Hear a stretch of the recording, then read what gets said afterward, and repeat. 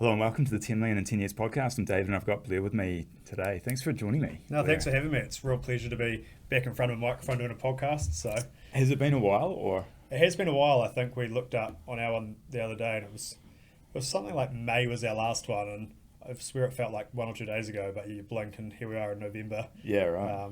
With Christmas right around the corner. You did a few though, didn't you? Yeah, did a few. It's actually, I think we've had our podcast for probably 6 or 7 years now, but we did about 1 to 2 years and then forgot about it for 3 years and then came back. And it was quite cool, even just for something for ourselves to look back on of what we were talking about all that time ago, and then to look at sort of where we were now. But then also the most horrific thing is when you listen to like episode 1 of your own podcast, you realise like how much you left on the table and remember how terrifying it was. But it's also quite cool to look back and watch the progression over something you've done. Yeah. What do you mean by leaving it on the table? You mean I think our first podcast probably took us like 4 hours to record because yeah. you'd like stop it, start it, do it again, practice every line, and then you still listen to it, and even after all of that, you aren't happy with the end output by comparison to when you fast forward and can just do one take, 20 minutes on one topic, do it reasonably well, and you go, why can't I do that way back then? Yeah, gotcha. Yeah, for sure. And you've done a mixture of guests, solo ones, you and Matt. Yeah, I suppose it was... We used to always be based in Christchurch, based in the same city, had a bit more free time, and then sort of as we were both travelling more around different cities or countries, we thought we can't just not do anything at all. So tried to get more into the habit of doing ones by ourselves or figuring out how to make technology work over Google Meets or Zoom to still provide content, if not for others, but even just for ourselves, just to document sort of what we were doing and what our thoughts were at the time. Yeah, nice. Have you noticed much of a correlation between that and business? Have you been able to track... I'm not sure whether it would be sales or just, have you tracked the impact of the podcast on business? Not so much on business as far as like leads we get in or sales we've made. I'm not sure if there's a direct correlation between the podcast and it generating more revenue for Williams Corporation, but I do think it has helped us reach a target audience we wouldn't generally have gotten just through our normal marketing channels. And you do also get messages occasionally of, hey, listen to this episode, it was really useful, really appreciate it, or hey, I've got a question about this because of this thing I listened to. And that actually is a really cool thing for me personally that you get out of it, is when someone reaches out and says, hey, I appreciated this, or I got something from it, or it made a difference in what I was doing. That's probably one of the main things I like about doing the podcast, and also just having that record of what we were doing at the time, or what our thoughts were to look back on. Yeah, for sure. You guys have done a pretty good job of documenting the journey, not just podcast, but I saw a video. I think you guys were in the car driving. Yeah, I know that one. And what was that? 7, 8, 10 years ago? I was going through my phone the other day. I think I was just bored at home and got right down the bottom of sort of my video camera reel. And it was some really cool old content, whether it be photos or videos.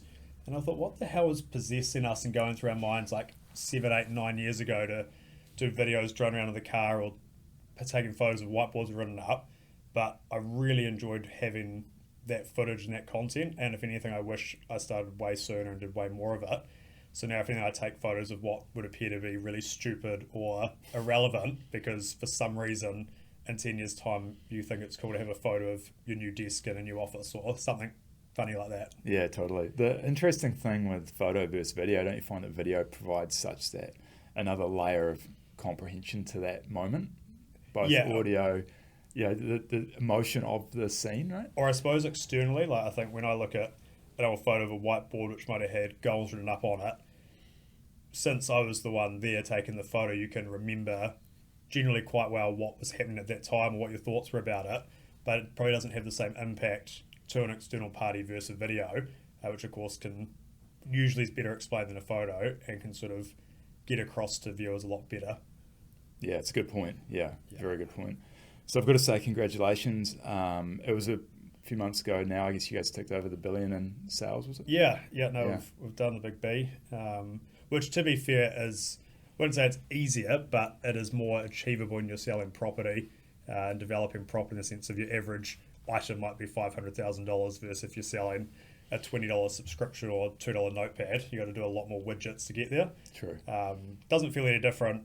Didn't actually realise we'd ticked over it, but it was quite cool to look back and realise the aggregate sum of sort of the economy value of produced or hopefully produced. Yeah, it's a massive number, and it's hard to contextualize it, at least for myself, because it is 1,000 million, isn't it? Yeah, 1,000 million. I'm going to butcher this, but I'm sure someone will look it up to be factual. But it's something like if you counted just 1 second, if you counted to a million 1 second at a time, it would take you.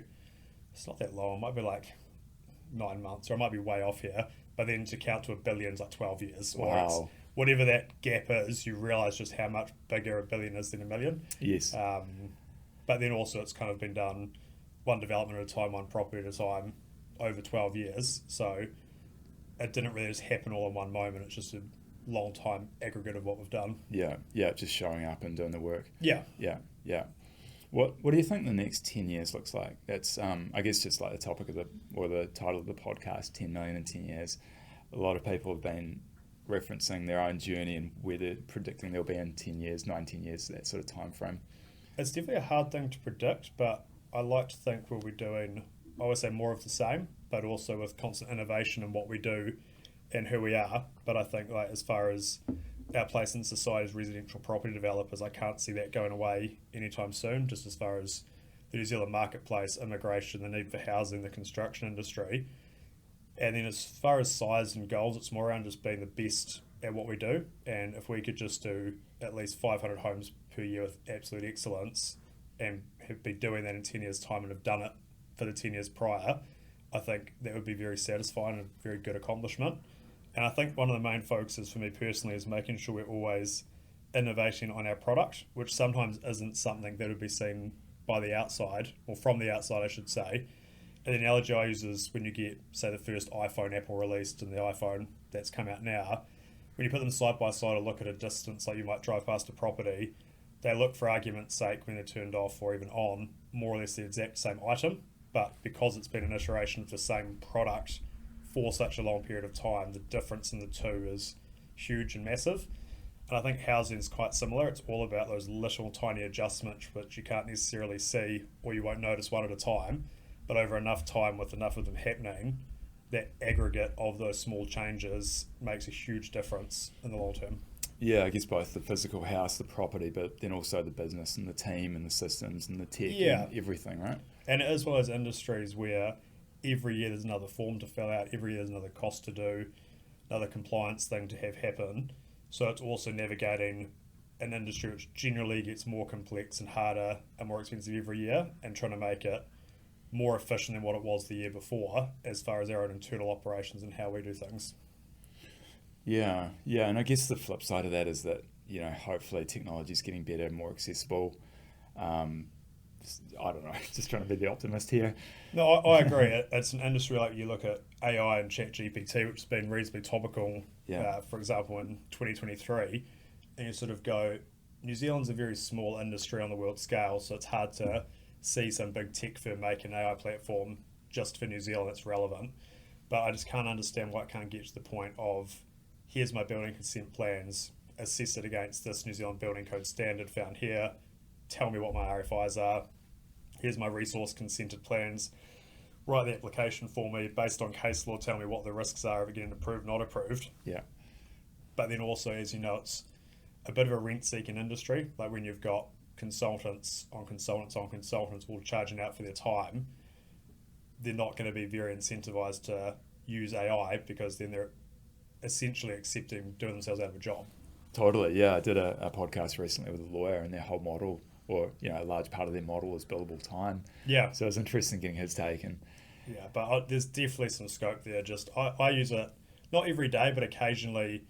When I always say I know enough to be dangerous sometimes, where I think I'm right on, might be challenging an engineer on something or a product specification, and I have found AI useful enough being, it's like, under the New Zealand Building Code, under this clause, will this comply? And at least it then kind of steers in the right direction of where to look, versus sort of getting New Zealand Building Code legislation, having thousands of pages and no idea where to start. Yeah. So I think even if you're not involved at a huge technical level with AI, using it to help it find you where to look, to me, has probably been the one thing that's helped me and how I've integrated AI into sort of, not day to day, but occasionally. Yeah, kind of like an enhanced search engine. Yeah, just a way better version of a search engine. Way better, right? So you can delineate that volume of information. Yeah. It's insane. I wonder where it's heading. You know, like there's so many different parts to it, obviously, but Yeah, well, it's definitely worrying in the sense of we have access to the public to AI, or for say $40 a month, the more advanced version. The scope that the military have or the government have must be just substantially better. And I kind of say it's like with consumer drones. You can go to Noel Leeming's, buy a DJI drone for, I don't know what they cost, $500, $1,000, that can fly for half an hour to a kilometre away. And it's like, if we're allowed to buy that and use that, imagine what $100 million in the US Army gets you. It's concerning. Yeah, but I think auditing will be the big one. Like, if I was in the government and I was in the IRD, which personally I wouldn't be, it wouldn't be hard to use AI to say, analyse every single business's tax returns in the plumbing industry and identify ones that you think are misrepresenting their entertainment figures based on industry averages. Like, there's just so many examples that you can find where it wouldn't have to be overly advanced at analysing a spreadsheet or analysing data as a whole to then point out variances. And one place we've started using similar software within Williams Corporation is we've got software that can go through every single invoice we've ever paid to a specific supplier, and it can then read the items that we've paid for and say, you've bought the same box of nails, for example, 400 times on these dates with these invoice numbers. Here's what you've been charged each time, and here's the 4 invoices where you appear to have been charged at a different rate than what you should be. Wow. So that's sort of something we've worked on, and we've only got access to it about a month ago, and that's and it's still quite manual sort of pull that data out, but that's an example of where I think it would help in the construction industry or any business, a way in which to capture mistakes where there's large data and large volume of invoices involved. Yeah, and then translates to real cost savings or error reduction, Yeah. or opportunities as well, I guess, from a other side of the coin, sales and revenue and leads and whatnot, right? Yeah, well, it's two things. It's one, Yeah. so the end business going, where have mistakes got through and where should I ask for credits through payroll? But then it also gives businesses that provide services or products on the other end to be like, hey, before we send out invoices each month, let's use similar software to make sure we don't have internal errors before we then invoice our customers. So I think it's examples like that where it could be useful. Yeah, definitely. With the new Air Home product, do you want to talk about that? Yeah, definitely. So for those that don't know, Williams Corporation's got a new product which we call the Air Home, mainly because the name was thrown out and then we all weren't very happy with it. And Matthew said, well, if you can come up with something better, I'll drop it. If not, we're going to call it the Air Home. And sort of the more we said it, the more it stuck. And what it is, it's a product we've built off-site that then effectively gets installed via a crane or truck onto whether it's your empty section, whether it's your backyard, or whether it's a rural paddock or whatever. And it's we've got 3 different floor plans: a studio, a 1-bedroom, and a 2-bedroom. And the reason why we built it is there's a large amount of planning rules that have changed recently in New Zealand, and it used to be quite hard to put a minor dwelling on your home, say on your backyard, or if you could, it would be deemed to be what's called a family flat or a granny flat, where you could more or less only have it occupied by someone that belonged to the main dwelling. Now that's sort of gone away, and it's now generally called a minor dwelling, so you can put one in your backyard, in most cases without resource consent, which makes compliance significantly easier. And then you can legally tenant it to a different household, potentially Airbnb it, separate from the main household.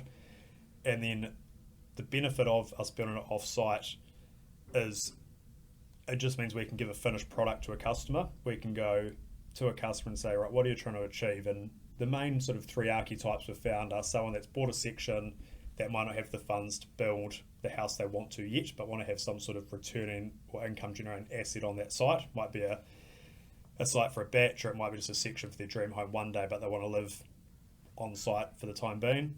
Another one is someone where their household's getting too small. They might have someone coming home from overseas that needs to live at home. They might have a older relative that needs to live in, move in, and they don't want to renovate and extend their home. And we sort of go on, if we look at your backyard, size seems to work quite well. We've got a planner to review it, and for sort of under $200,000, you can have a fully ready to go studio 1-bedroom or say 2-bedroom on your backyard. And it's got the benefits of being transportable and relocatable as far as before they install on their site, but then once it's installed, it's actually classified as a legal building, so it'll have a code compliance. It's consented like a building, it can be insured like a building, it can get a mortgage like a building. But then if in the future you want to redevelop the site, it's not overly difficult to sort of unattach the floor from the piles, get a crane and move it off site, and then theoretically sell your section to a developer like ourselves and then redevelop it. So it gets the benefits of both worlds. Yeah, I love it. It does, absolutely tick a few boxes. I like what you guys have done about the process of making it, I guess, like hassle-free for the owner. And the planning side of it. Because whenever I've looked at doing stuff like that, that's been the hurdle. That was kind of I don't know, we haven't nailed it yet. We're still in infant days, but if it's a generally straightforward site and we think it meets the rules to be classified as a minor dwelling, we effectively offer the full supply and install solution, which I do like to think is the point of difference from us and potentially other, say, tiny home or prefab sort of offerings, where it's just sign this contract, here's your installments, and at the end of it, we just install a dwelling on your site all ready to go. And I think that is one of the main complications with our offering as well, is there is a large degree of, do they need resource consent? Do they know not? What are their drainage? What's their drainage like? What's their services like? What's the ground conditions? What's the best foundation solution?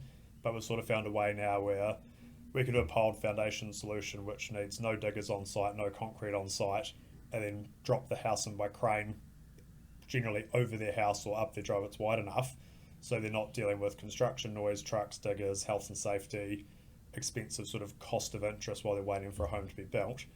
And then, like I said, the ability to then remove it in future if it's better suited somewhere else for them. Yeah, nice. Is it just starting in Christchurch, or are you... We do supply only more or less anywhere, Oh, yeah. but like I said, because our point of difference is supply and install, I think that'll probably be majority of our customers long term.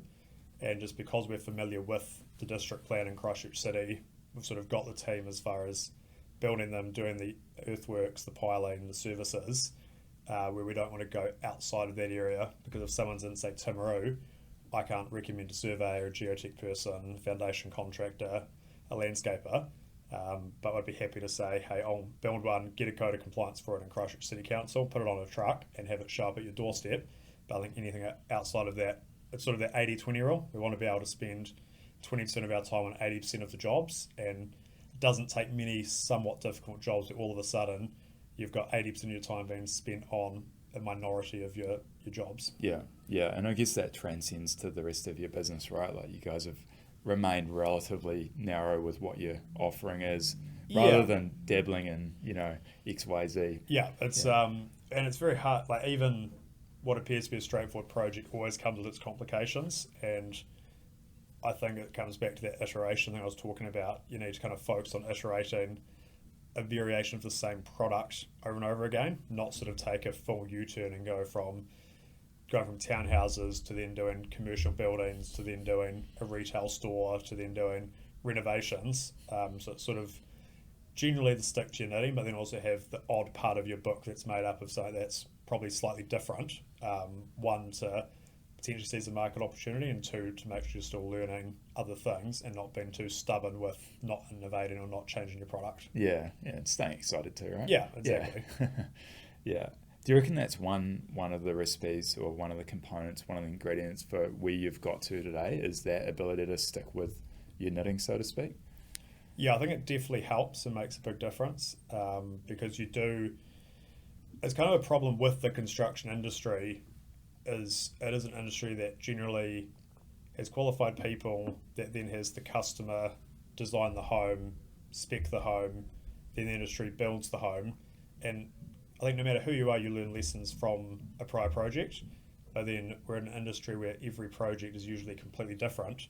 So you finish that project, learn the lessons, and then a lot of them can't be applied to any future work. I just think we've always tried to learn those lessons on the way through, but do a similar sort of development type as far as 2-3 story townhouses, to then apply those lessons to find the efficiencies, because you need the efficiencies and you need the lessons, and you do always learn them. Yeah. Well, I guess that's the key, isn't it? Is learning it, not repeating the same. Yeah, and it's lots of little things. It's like we learn after a while, if we move our bathroom door over 100 mil, then it means the towel rail can go behind the bathroom door, so it then isn't impacted by either the bathroom door not opening properly or the shower door hitting the towel rail when you open the shower.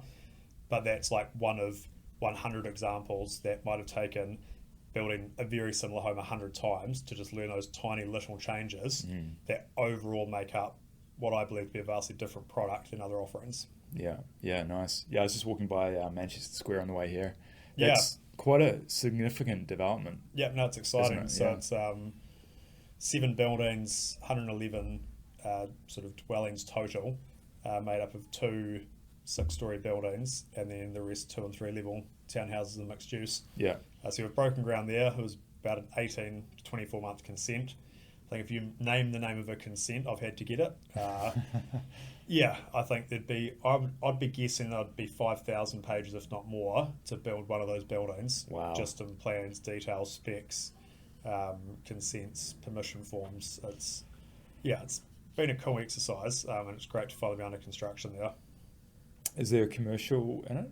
Yes, the ground floor of the apartment buildings have commercial tenancies, just sort of small, say 60 to 110 square metre tenancies, and then the rest is all residential. Yeah. Yeah. Nice. Wow. Yeah, it's quite a development. So hopefully in 2 years' time I can sit here, either with you again or just to myself, and see it's all finished now. Should we go have a look? But yeah, totally. It's been a very cool exercise. We did our first 3-story walk-up apartment by Hagley Park. That was quite a big milestone as far as going from doing only 2-story townhouses to then going, let's do a 3-story apartment building.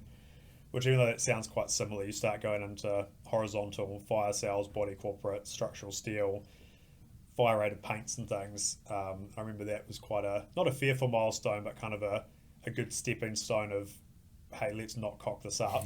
Let's go through every page of the plans, make sure we've thought about everything.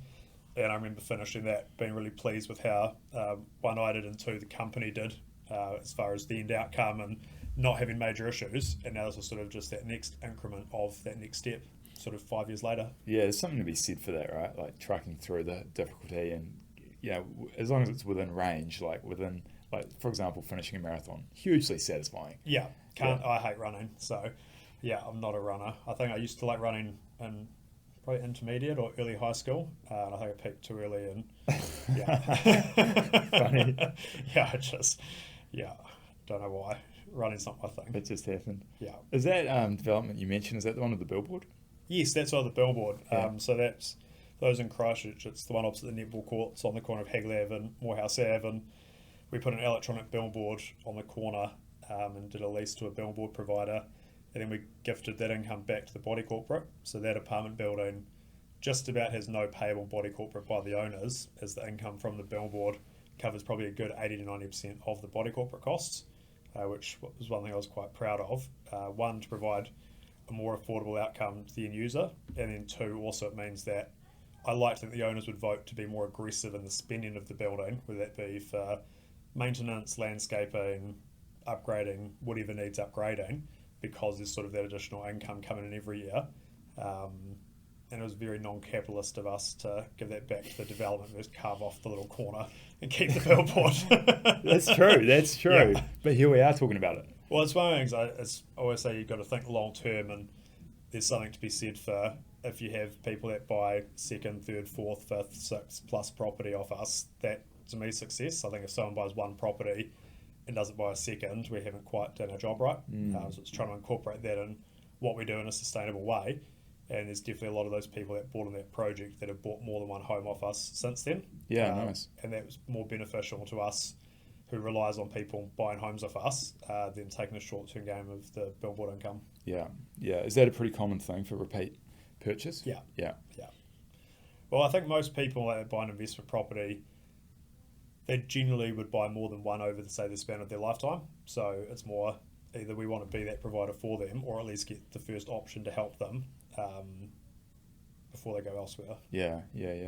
Is there much crossover with so the investment fund operates sort of within the same entity, but off to the side? Yeah, it's right? a separate wholesale finance company, and effectively provides lending to enable us to do our build development. So it doesn't assist customers at all with their finance, but essentially helps Williams Corporation build our houses, much like it would help if you go to a finance company or a bank for finance. It's just one that we created and raised wholesale capital in. Yeah. How far into the business were you when you created that? Do you remember?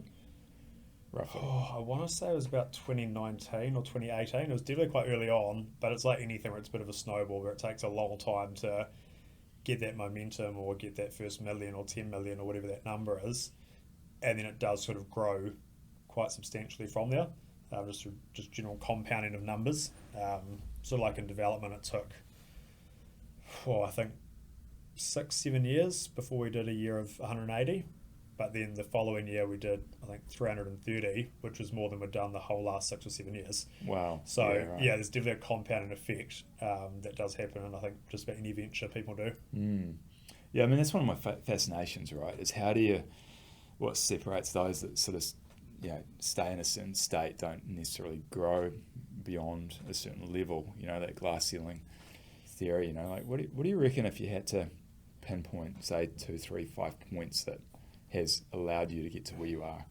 One was sort of what we touched on before about doing the same thing as opposed to trying to do completely different things, because it does help you, one, get better at what you do, two, build a track record in case you need external finance, whatever it is, based on your business model.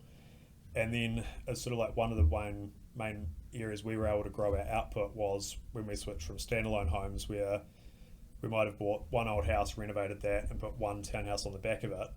You still need one building consent, one resource consent, sort of one finance agreement, one sales and purchase agreement, and then you start doing a block of 5 townhouses, but that block of 5 you still need one building consent, one resource consent, etc., but your output's now 5 houses versus 1 for effectively following the exact same processes, as far as instead of the kitchen person having 1 kitchen on their tender, they've now got 5.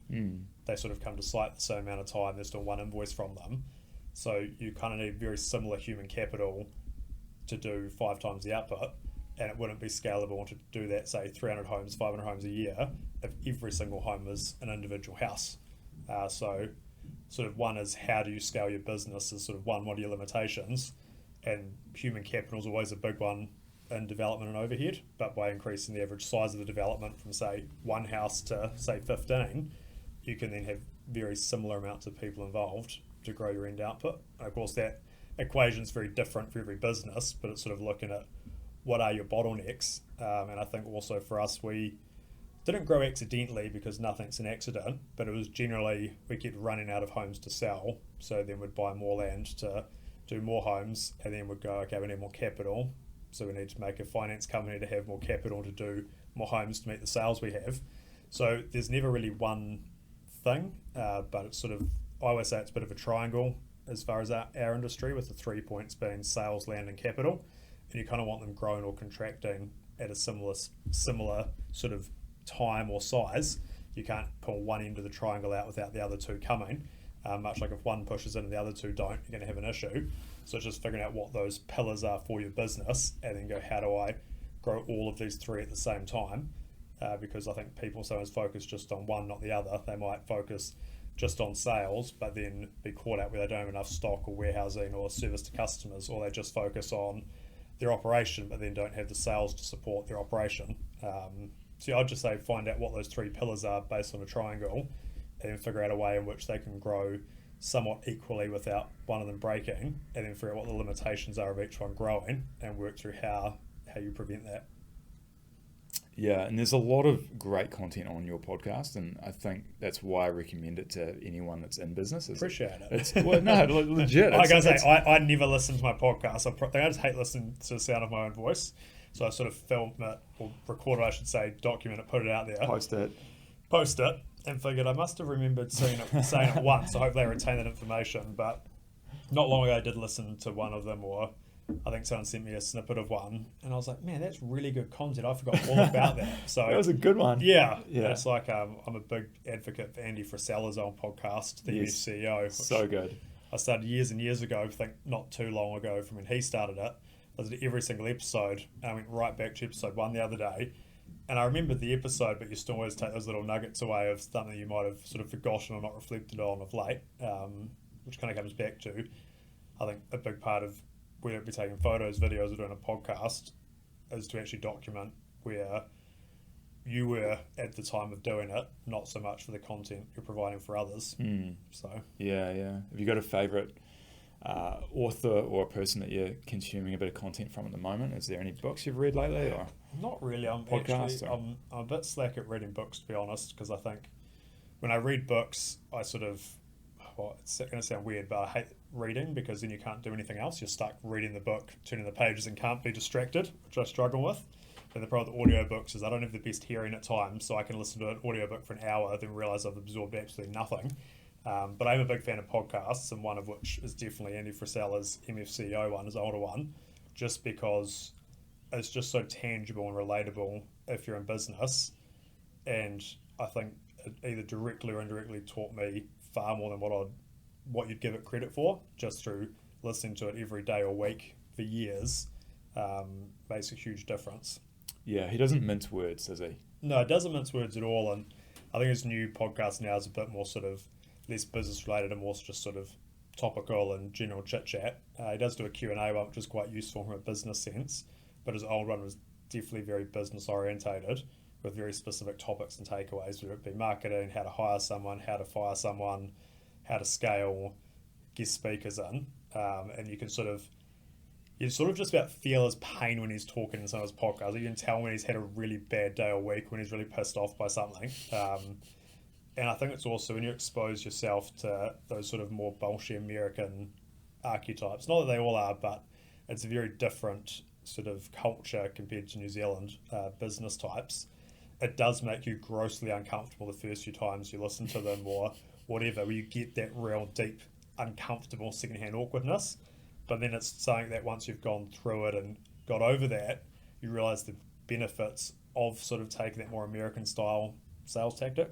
Yeah, I think like the sort of Goggins, Jocko Willink kind of philosophy, like that extreme viewpoint or action, I think that's sometimes what you need to maybe take that, dial it back a little bit and then apply the watered down version. But even Grant Cardone I listened to for years, and more his books versus property things, but just the 10X book was a big one, which is just whatever you want to do, you really need to set your sights 10 times harder, 10 times higher, because it's going to take 10 times more work, be 10 times harder than what you thought it would.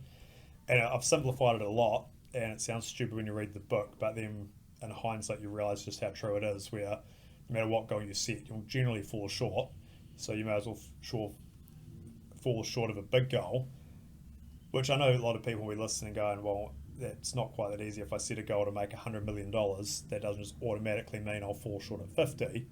And of course, that's not how goals work, but I think it's more rephrasing that as what's the mindset to reach this dumb big goal? What would be the actions to reach this dumb big goal? What are the limitations to reach this dumb big goal? And then apply that to your business and see how much more you can gain than sort of going, where am I at now? What's that plus 20%? That should be my new goal. That sort of makes you break things down a lot more than just sort of having a typical, I want to grow at 20% next year. Yeah, it reframes the problem, doesn't it? It makes you think a lot more lateral. Yeah, it's the Elon Musk of sort of break things down to the most basic principle, working backwards from whatever that dumb big goal is you think you're able to achieve or want to achieve. Yeah, I think some books you can almost just read the title. Yeah. Within reason. I'll get a few paragraphs on it, but take that just away. Yeah. I guess speaking of other people and who you surround yourself with, is that a part of it, do you think? Like, what weight would you put on that? Oh, it's definitely important, and I think having a business partner is a huge benefit. I think one, because people probably underestimate how hard business can be at times, and also just the benefits of having someone not just to share the burden with, but to talk through concepts, ideas, bouncing off one another as an equal is very, very beneficial. And then as far as like people outside of a business partner, I wouldn't say I'm an overly social person, and work does take up a lot of my own time, but it's just having good people around you and having people that want you to win, and just having decent, honest people. And I think just avoiding people that are sort of into gossiping, drama, always complaining. And I think it's just going, is this person a net positive to my life, or are they a net negative? And not in a selfish way of, I only hang out with this person because they benefit me in this way, but it's more, I do think who you hang around with should be mutually beneficial for both parties. And yeah, I'm more of a person of having less people around me that are higher quality than just having a big group of people that you sort of don't really resonate with at a deeper level. Especially you realise how time poor you can get in life, and you realise you'd rather spend it with quality people than just be around big social crowds for the sake of being around a big social crowd.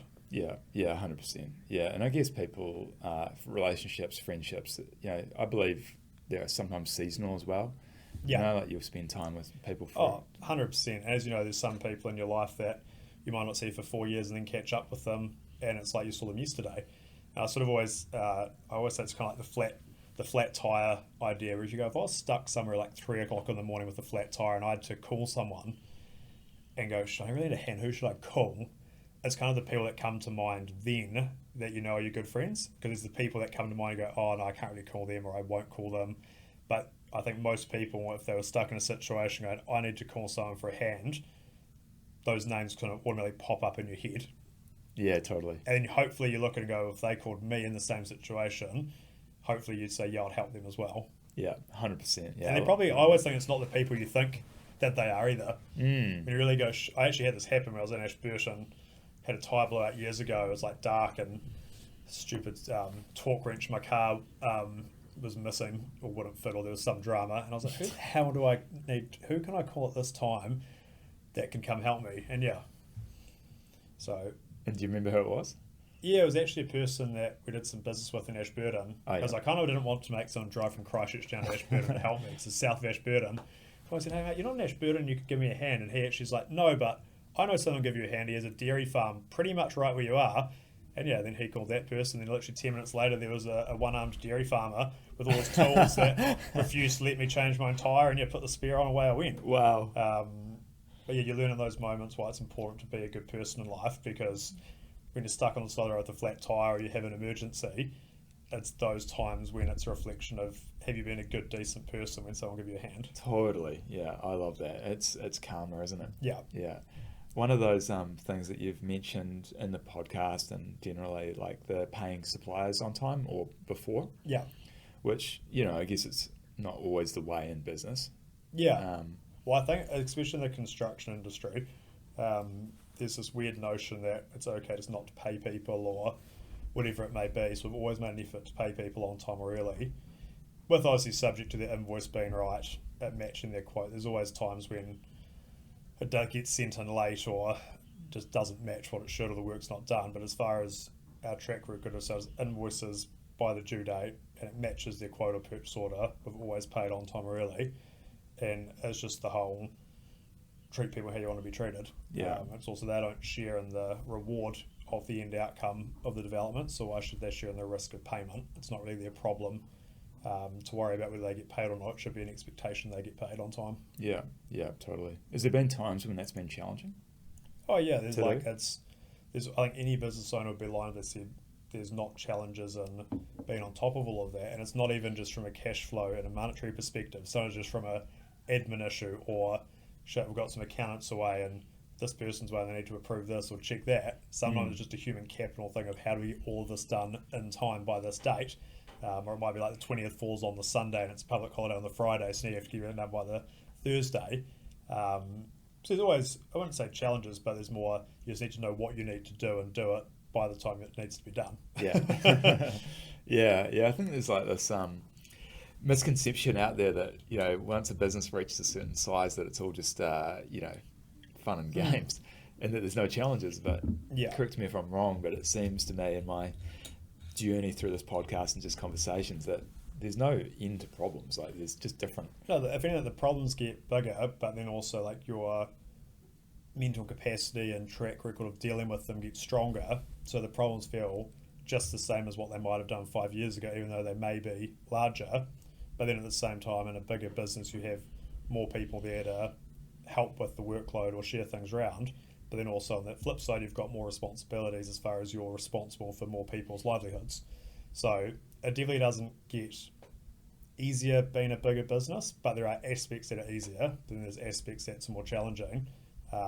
So it's literally this, I think it's hard and easy either way. Like as a small business, you're terrified when you employ your first staff member thinking, how will I pay this person and be productive? Whereas now like payroll would be one of my least concerns, and you're going, where's the next bit of land, or what's the economy doing, or what's the market doing? So yeah, it just changes. Just different. Yeah, it's just different. Yeah. Have you got like one area of the business that you've personally found harder than others? Like is there, say, I don't know, is there one aspect? Or I guess like having the partnership, that's the beauty of it.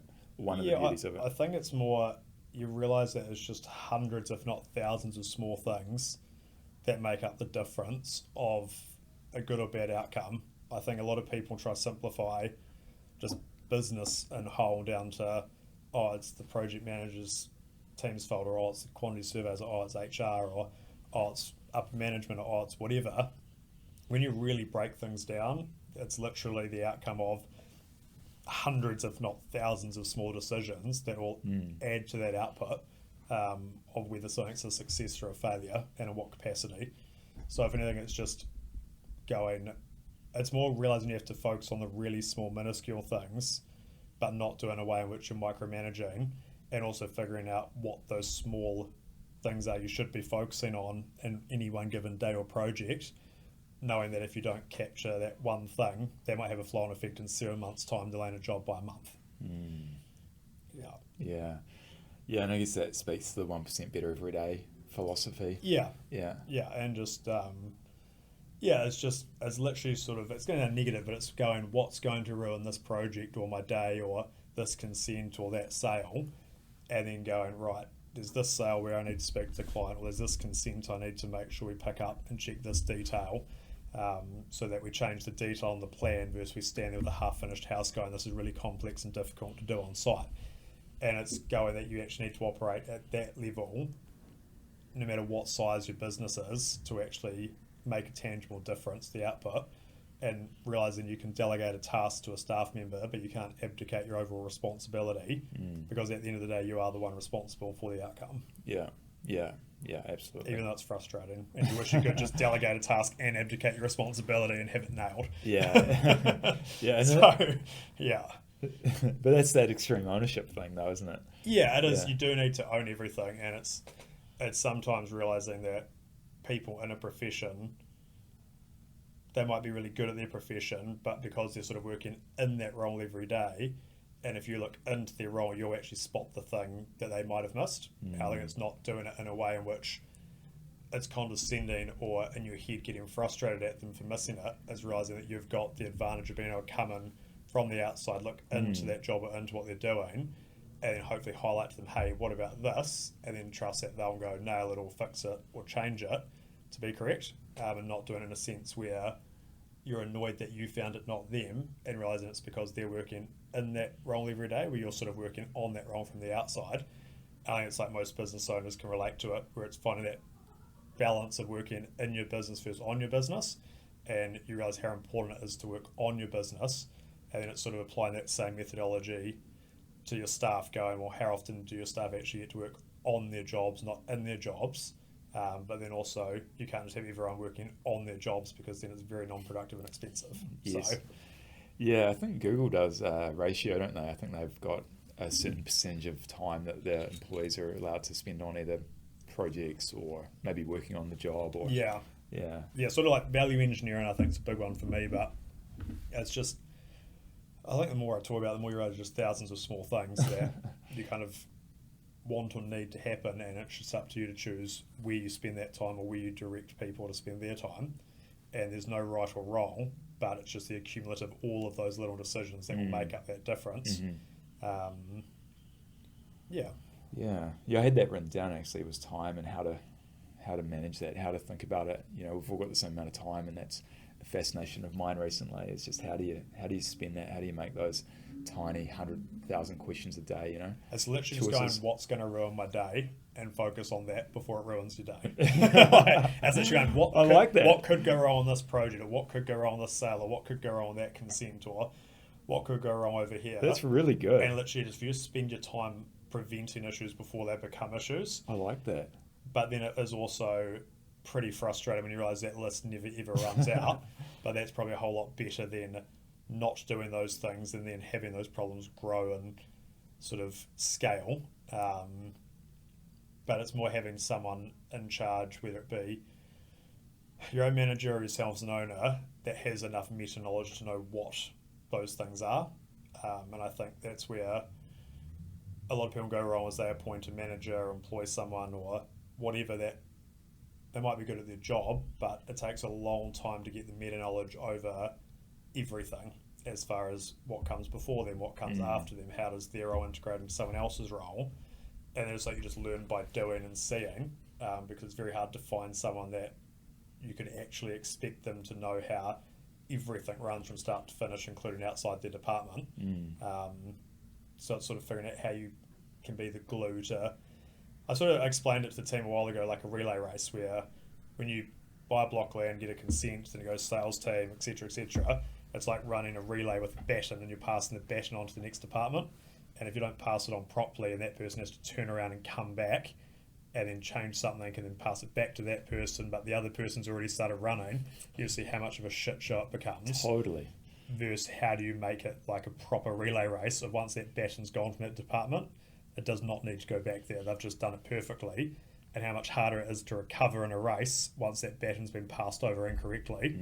And then you get into not a dark hole, but a hole of realizing, okay, well, in development, there's probably like over 200 stakeholders involved to deliver one project between engineers, designers, architects, fire, each different trade, QSs, project managers, sales team, lawyers. And you're like, how the hell do I get these people to pass batons properly between each other without someone shitting their bed on the way through?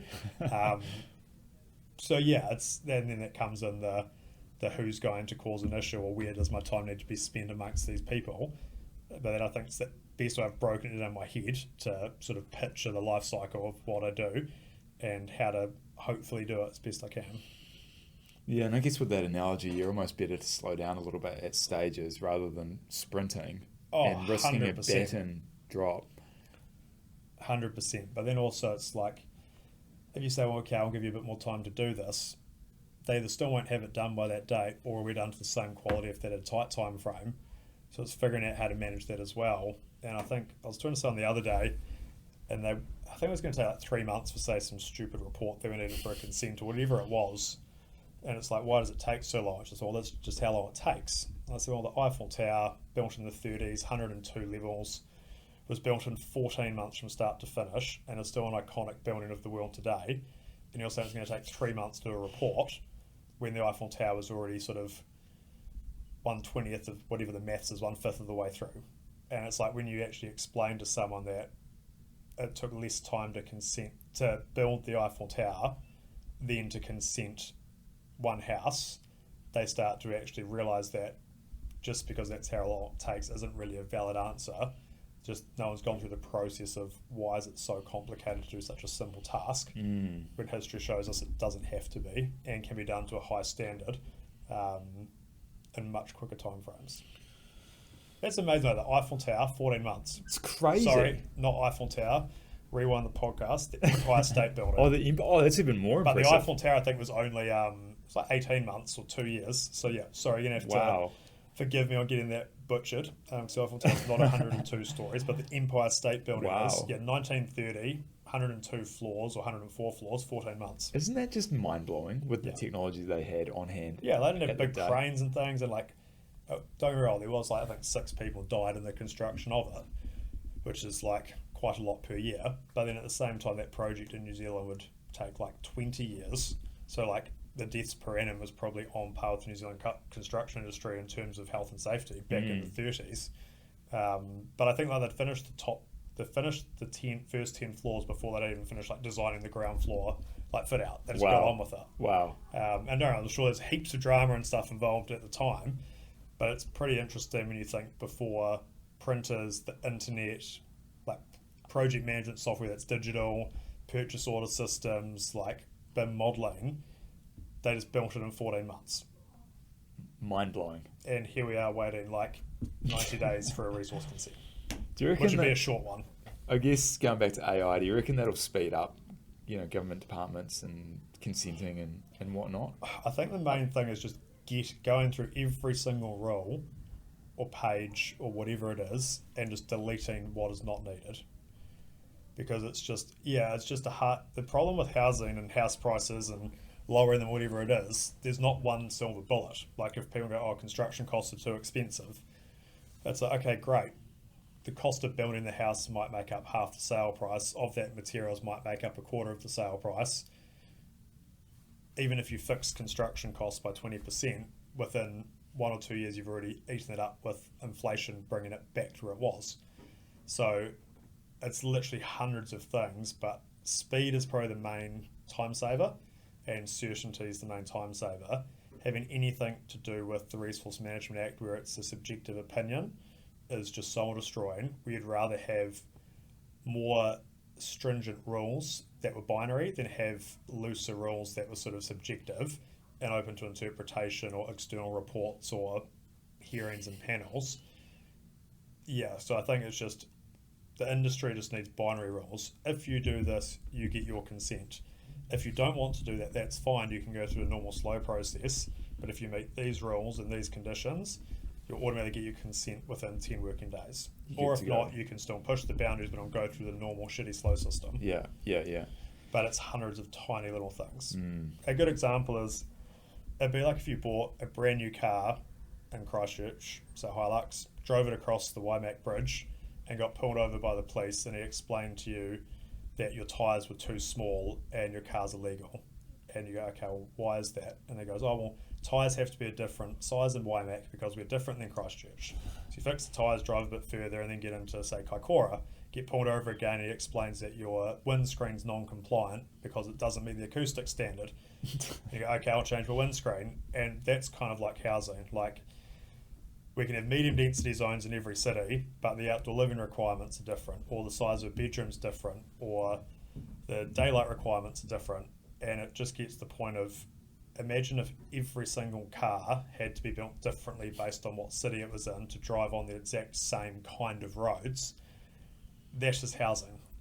It sounds like a good time. Yeah. So it's more like once you're used to dealing with it, you just accept that just is what it is while trying to change the rules at a high level. But when you say it out loud, it is pretty stupid. Like, of course, you need regional differences for things like wind zone, snow zone, sea spray zone, which is all covered for in the Building Act. So from a planning perspective, why does a one bedroom have to be a different size room in Christchurch and Auckland and Hamilton? Like, if you are in Hamilton, you quite often have to do a survey for bats and lizards on your site. It's like a 3-month test where they survey what lizards and bats are in the area. When the land's been zoned medium density and they're expecting medium density townhouses, why do you then need to take into consideration what lizards are there? Because reality is there's not going to be many there once the development's finished. So, yeah, it's kind of like a Monty Python skit. It sounds like it, yeah. You get a rule and you're like, this must be a joke. Surely this is a joke. Yeah. But no. No. The thing that blew my mind was the percentage of tax on a build, on a property, on a finished property. It's staggering, right? It was GST on property. Yeah. So, yeah, every property sold is 15% GST. But then you put in the other factors as well. So I guess like the compliance bits and the non-material aspects. Yes, there's a huge cost before you even start building. Yeah. And it varies. Like in Christchurch, Orion, who's the power provider here, is actually, to be fair, fantastic. And you want to build a new house, it's $650 a house for your power connection in most cases. Go to Auckland, it's sort of, hey, send us your plans, pay a design fee, wait sort of 3 months, we'll give you a quote. Could be $1,000 a house, could be $15,000 a house if you need to do a transformer. No way. Might take 6 months to install it. Oh, we don't have substations in New Zealand, we need you to pay for that now. Then it's going to get sea freighted from overseas, take 4 more months to get here. Then it gets lost or used on someone else's job by mistake. Where I'd rather the power be $5,000 a house fixed, but you know with absolute certainty it's always going to be that price for this period of time and it's going to be done twice as fast. Yeah. Versus spinning the roulette wheel every time you try buy a site in Auckland, waiting to see what the power connection fees are going to be. 100%. And it's amazing when it's like you are kind of dealing with a monopoly. There's one power provider of Vector, Christchurch is one power provider of Orion, and yet the fees are literally over 10 times difference for the exact same service. So, yeah. And of course, the harsh reality is all it does is drive up house prices because there's time delays, there's cost delays in the actual infrastructure. Then, of course, there's GST on top of that. That ultimately sets what the price of the house is going to be at the end, which doesn't really help anyone. No. I guess the air home model could circumvent parts of that. One, you can avoid the Resource Management Act, which is awesome. Yeah. 2, you can get your building consent in advance to build it off-site. We can build it start to finish in under 6 weeks. While it's getting built, you can do your ground prep for the site, and then it takes half a day to drive it to site, crane it in place, get one inspection, it's done. So yeah, it's amazing you can see the difference. I mean, we did our prototype one, we just built it with no consent because we're not planning to put it anywhere. And I could see us getting it down to probably a 3-week build time from nothing to finished. Wow.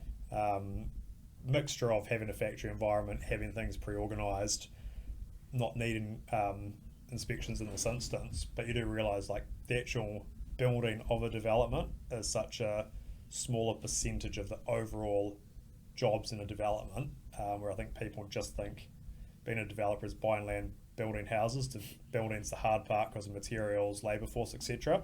But usually once the digger arrives on site, it's actually a sigh of relief, so to speak, because you know most of the uncertainties out the project, a lot of the hard work's done, and now you only have to focus on building it. Yes. It's amazing how much smaller the build part is than what people think. Yeah, right. Interesting. I'm just conscious of time here, but if we're sitting here this time next year, what do you think would have happened in the next 12 months, say? That is a great question. I think immigration is going to carry on its current trajectory. I think interest rates will be largely where they are now. So I think when people say interest rates will drop, they might drop, but if they drop 0.2 or 0.5, it's not really going to be massive for the industry. It will help definitely a lot. I've always said the biggest risk to New Zealand is infrastructure, being hospitals, roading, services. If you consider the extra 120 or 130,000 more people that are in New Zealand now than this time last year, and you work out what that equates to, New Zealand should probably have built 1, if not 2 more hospitals by now. They should have expanded airports by X amount. There should be X amount of more kilometres of highway built, and every year we're getting further and further behind that. And I think the main focus needs to be on productivity, not, say, GDP. If everyone can be more productive and achieve outcomes and then effectively become more profitable, then that is where the country can actually start to afford these things. So as far as we will be in a year, I think, like I said, interest rates will be slightly down. The government will be the government where people think it'll make a huge difference in their lives, but it will generally not. It will still be food's too expensive, houses are too expensive, the gap between the rich and poor is too big, healthcare's too slow, roads too congested. I do think, don't get me wrong, we were heading down a dangerous path as a country and have a lot of recovery work to do to get somewhat back in a better fiscal spot, which I do think the new government should hopefully do a much better job at.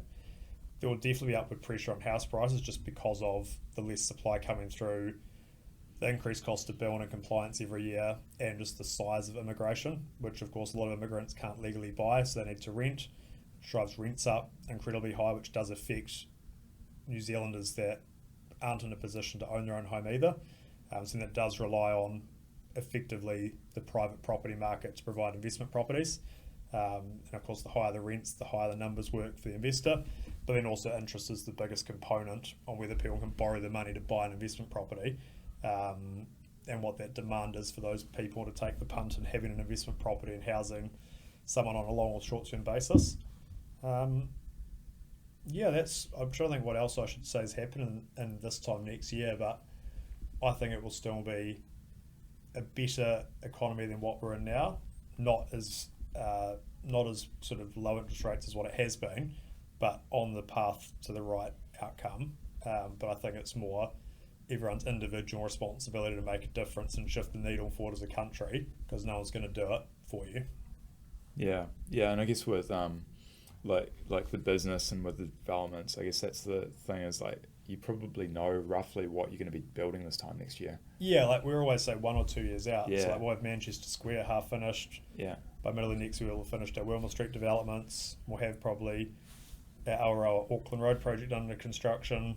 We'll have Winchester and Maryvale under construction. We probably will have bought a couple of smaller blocks of 10 by then. So for a business, that'll be more sort of business as usual. And then hopefully it's just an upward sales trajectory based on the economy getting slightly better, market confidence getting slightly better, immigration continuing, interest rates sort of softening, if not at least staying the same. But I think we're definitely in an economy where tomorrow's better than today. And we have sort of passed the iceberg, so to speak. And then it's more everyone having a nice Christmas, New Year, finishing school holidays and coming back and then seeing what that looks like. But I do think it'll be more positive than the same sort of months from this year, I should say. Yeah, nice. Any new cities or new areas or No, not more just consolidation? just focusing. Yeah, focusing focus. Christchurch, Wellington, Auckland, Yeah. and figuring out how we can do what we do better. Nice. Just focusing on that 1% better across the 1,000 different tasks and hundreds of different people involved. And then just figuring out how to be more innovative to create a better product, create a more affordable product, etc., etc. Yeah, So I like it. there's lots of small things. How good. Any final thoughts, comments, topics? No, Anything on your mind? No. The only thing when you said we would be in a year's time, I remember the last podcast episode I was going to be about my predictions on New Zealand immigration. Right around the time when everyone was talking about a brain drain, New Zealand's population was stagnant. And I put it on my phone, wrote my notes on it, and then for some reason had the whole excuse of getting too busy and never did the episode. And it really annoyed me because I'm like, it'd be so good if I could sit here and be like, oh, back in whatever I did a podcast on this and here's where we are now.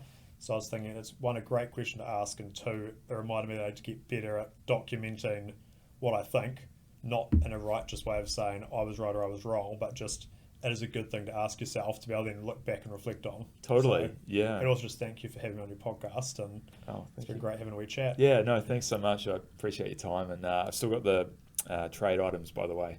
Cool. Yeah, haven't quite managed to. You'll be able to get them. Be able to get them away. I think so. Yeah, I did find out who signed it though. Yeah, who was that? I'll find out. I found out, but I forgot. Yeah. I don't know rugby too well. Yeah. So now you'll be able to. There should be someone should make a website. Well, it's quite barter card, isn't it? If you want, I guess so. You can always put it on Facebook Marketplace. You'd just be attacked by savages trying to sell something on Facebook Marketplace.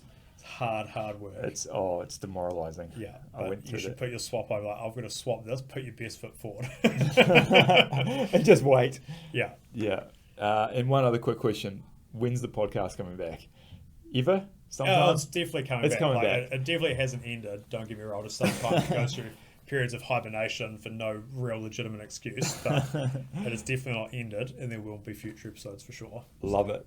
Cool, man. Thank you so much, Blair. Thank you very much. See you back next time. Thanks.